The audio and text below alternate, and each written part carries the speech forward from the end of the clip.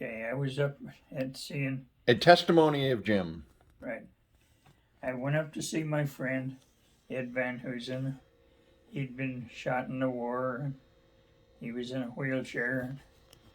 He got out of the hospital and he got a house somewhere he rented there in Long Beach. And so I knew he was up there and I wanted to go see him. So I went up there to see him and spent quite a bit of time with him. And then it was time to head for home back down to San Diego. And I'd had a few beers and I kind of wasn't. What year was that? That had to be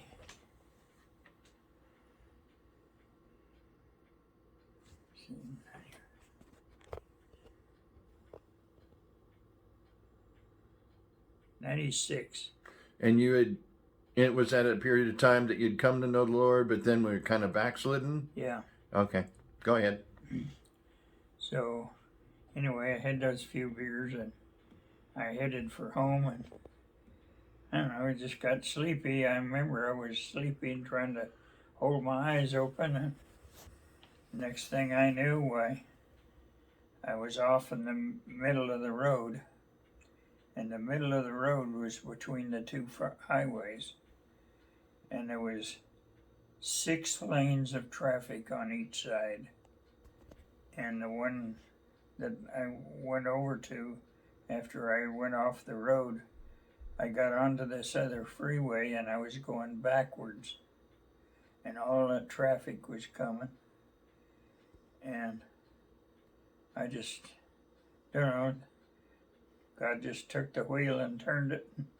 I turned off of the road back out in the middle of the thing between the two highways, and I got turned around and I got back onto the highway, and I didn't get hit, didn't get clobbered when I was going down backwards in that 6 lane of traffic the wrong way. And then the Lord just took the wheel and turned me off of the road, and then I got turned around and I went on home. So I always knew that I was going down backwards on that freeway, and all them cars coming, and nobody hit me. And God just turned the wheel and pulled me off of the road, and I was in the middle of the road again and got turned around and headed for home. Wow, that's an awesome miracle of God. This testimony came about. We were, me and Jim were just talking about testimonies of how God has miraculously saved us. So then, when you got home, how long before you came back to the Lord in a more substantial way then? Because you said you were backslidden at that time. Yeah. Well, there was a couple that went and ministered to all the sailors there in San Diego, and they had a thing they called Mom and Pop's home, and so they'd invite the sailors to come out to their home, and they'd have Bible studies, and a lot of the people would be there, the sailors and stuff, and they'd share Christ with them. And so I got really close to the Lord again there, and I wanted to get my life turned around. And then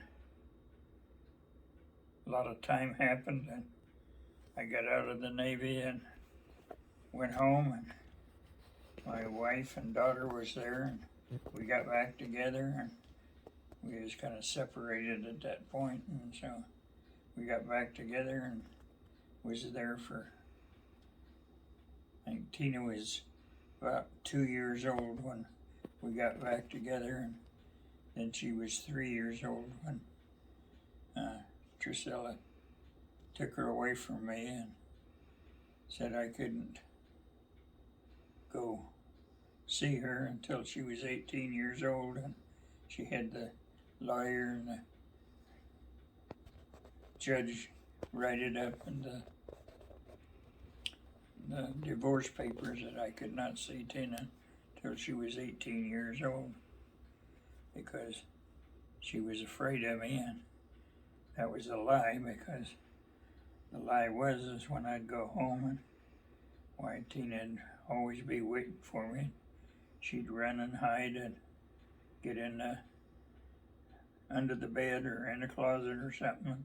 I'd have to go through the whole house. And, Tina, where are you, Tina? And when I'd find her, why, she'd run and squeal, and then I'd lay down on the floor and she'd run over to me, and she liked to tumble, and she'd run up there and I'd flip her over, and we did that every night. But when my wife divorced me, she says Tina was afraid of me and she didn't want me around her till she was 18 years old. So I couldn't see Tina from that point on.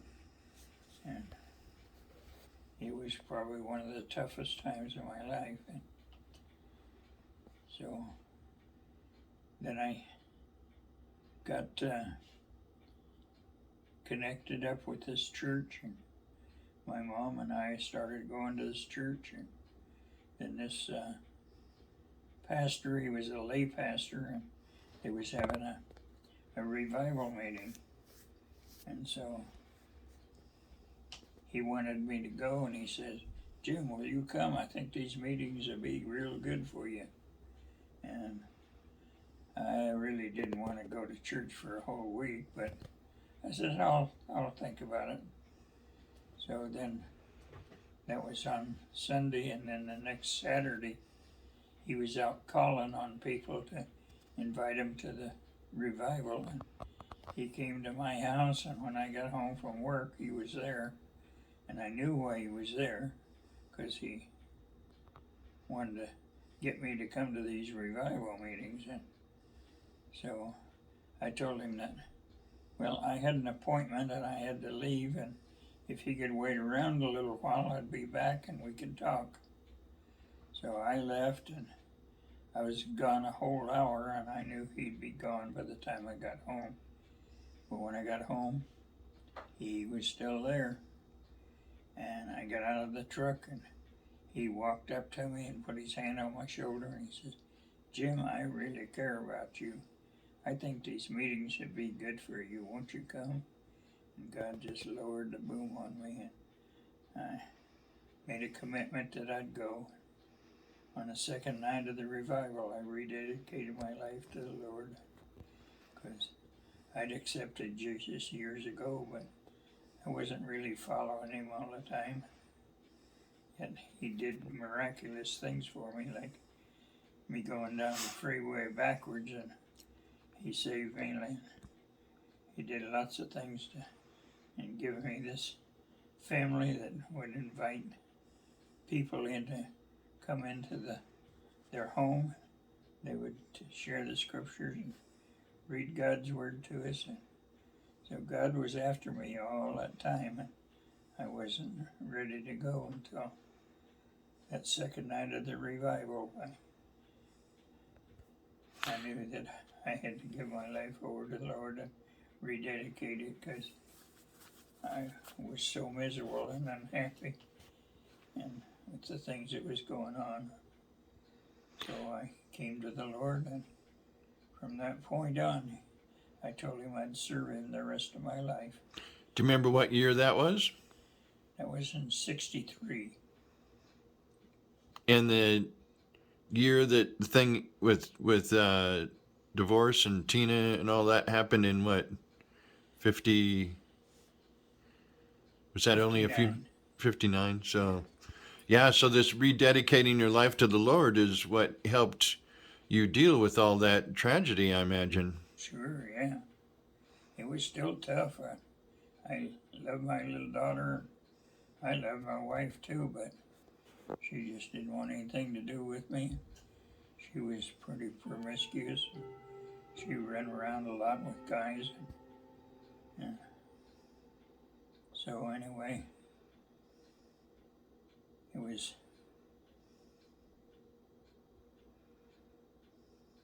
Tina was 18 years old And I'd already moved to California and was working in California. That's when I rededicated my life to the Lord. And Tina called me up. She says, Dad, I'm 18 years old. We got to get together. And she knew where I was and had a phone number, so we talked. And so at that point, I just left everything and went to Colorado and visited her. And she was married and had 2 kids then. Wow. Well, thanks for sharing this testimony, and we'll pick it up another day about your testimony of Mount Gilead. I don't think we've shared that with your friends and family yet. So thank you very much, Jim.